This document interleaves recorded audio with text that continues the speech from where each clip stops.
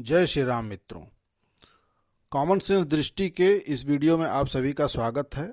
आज हम भारत के लोकतंत्र के तीनों स्तंभ में जो आपस में संबंध है उसके परिप्रेक्ष्य में जो उच्चतम न्यायालय या जो न्यायपालिका है उसके विषय में हम बात करने वाले हैं। तो जैसा कि आप जानते हैं कि भारत में मुख्य रूप से ऐसा कहा जाता है कि लोकतंत्र के तीन स्तंभ हैं। उसमें एक कार्यपालिका है, एक न्यायपालिका है और एक विधायिका है। तो कार्यपालिका भी के विषय में आप जानते हैं कि कार्यपालिका अपने आप को किस प्रकार से प्रिडिक्ट करती है। तो कार्यपालिका एक अपने आप में एक पूरी अलग व्यवस्था है और भारतीय प्रशासनिक सेवा राष्ट्रीय स्तर पे, राज्य स्तर पे चले जाएंगे तो राज्य के लोक सेवा आयोग होते हैं, उनके माध्यम से आईएएस ऑफिसर और आईपीएस ऑफिसर, राष्ट्रीय स्तर पे, राज्य स्तर पे पीसीएस ऑफिसर्स या पुलिस सर्विसेज के, इस तरह के लोग जो है नियुक्त होते हैं और कार्यपालिका के कार्य को करते हैं। इसी प्रकार से आप विधायिका में आ जाइए तो विधायिका में भी इसी प्रकार से व्यवस्था है कि वहाँ पे राज्य स्तर की विधान सभाएं, विधान परिषदें इस प्रकार से जिस राज्य का होता है उसके नाम से जानते हैं। राष्ट्रीय स्तर पे आ जाएंगे तो भारतीय संसद के नाम से जानते हैं, लोकसभा, राज्यसभा, इस प्रकार से उसको जानते हैं। तो इसी प्रकार से एक कार्यपालिका हो गई और दूसरी विधायिका हो गई।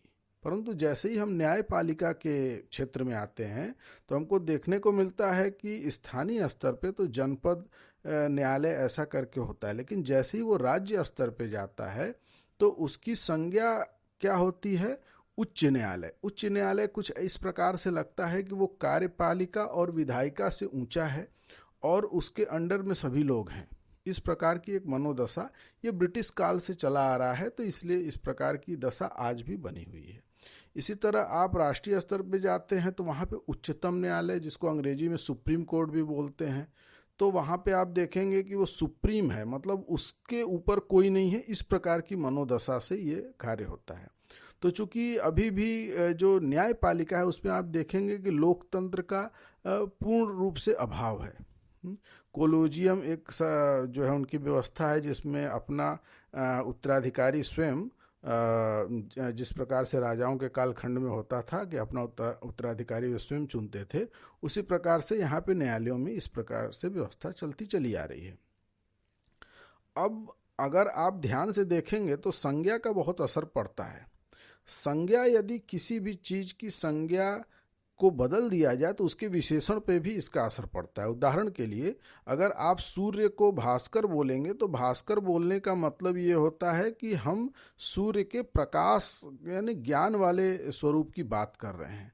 लेकिन जैसे ही आप प्रभाकर बोल देंगे तो उसका मतलब होता है कि हम उस सूर्य की बात कर रहे हैं जिससे प्रभात होता है या सुबह होती है।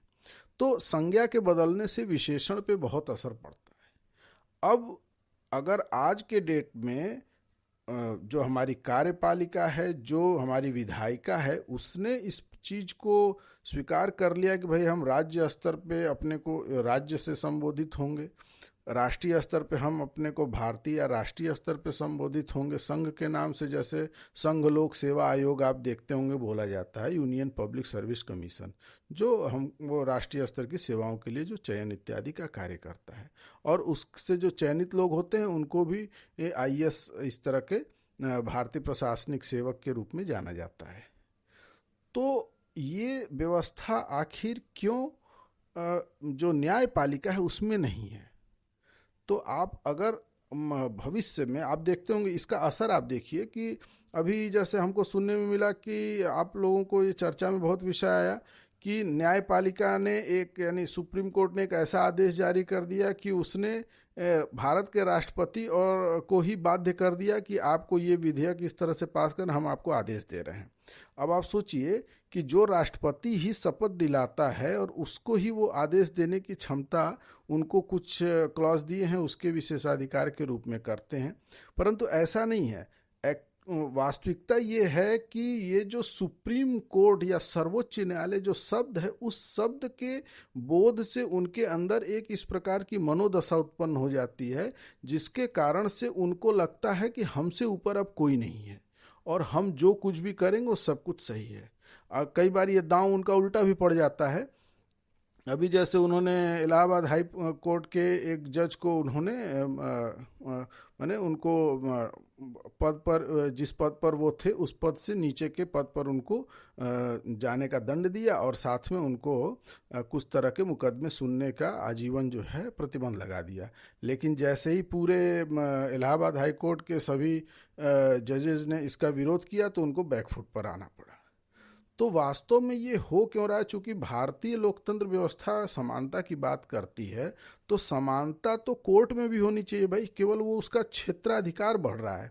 जनपद स्तर का कोर्ट अपने जनपद क्षेत्र को देखता है, राज्य स्तर का अपने राज्य स्तर को, राष्ट्रीय स्तर का अपने राष्ट्रीय स्तर के क्षेत्र को देखता है। अब उसमें कौन ऊंचा है, कौन नीचा है, कौन छोटा है, इस तरह की बात करने से एक अलग प्रकार का सामंतवाद वाली श्रेणी जो राज्य की श्रेणी है उस चीज की इसमें जो है आपको देखने को मिलेगा। तो भविष्य में यदि जो उच्च न्यायालय है उसको राज्य या प्रदेश न्यायालय बोला जाए, उच्चतम न्यायालय है उसको राष्ट्रीय न्यायालय बोला जाए या संघ न्यायालय बोला जाए, तो निश्चित ही जान लीजिए कि इनकी जो पूरी व्यवस्था है उसका भारतीयकरण और जनता से जुड़ाव अधिक होगा और भविष्य में ये निश्चित होगा, इसमें कोई दो राय नहीं है।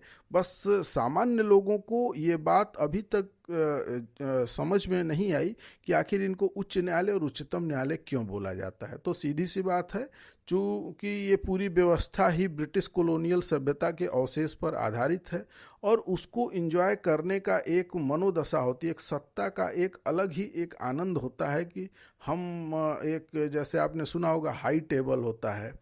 तो वो हाई टेबल वाला जो स्थिति को बनाए रखना और अपने आप को एक अलग श्रेणी का मनुष्य मान करके चलना, इस प्रकार की परिस्थिति होने के वजह से ऐसा है।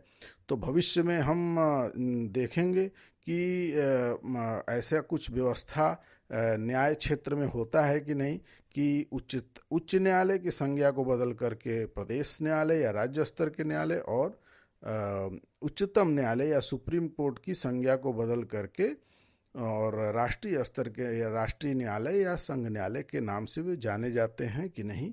और निश्चित रूप से अगर वे नहीं जाने जाएंगे तो भारत में न्यायपालिका जनता के लिए बहुत लाभकारी होने वाली नहीं है। इसी के साथ पुनः जय श्री राम।